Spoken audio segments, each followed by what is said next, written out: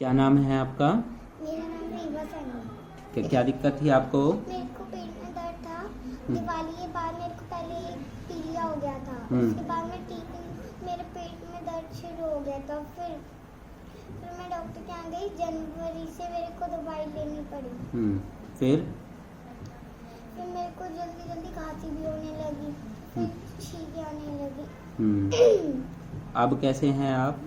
अब मैं ठीक हूँ। मेरे को ना पेट में दर्द हो रहा है ना इतनी ज़्यादा खांसी हो रही है। कहाँ से दवाइयाँ ली आपने?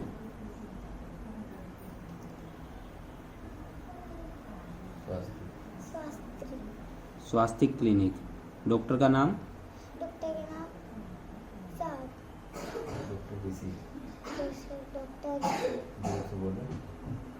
बोलो।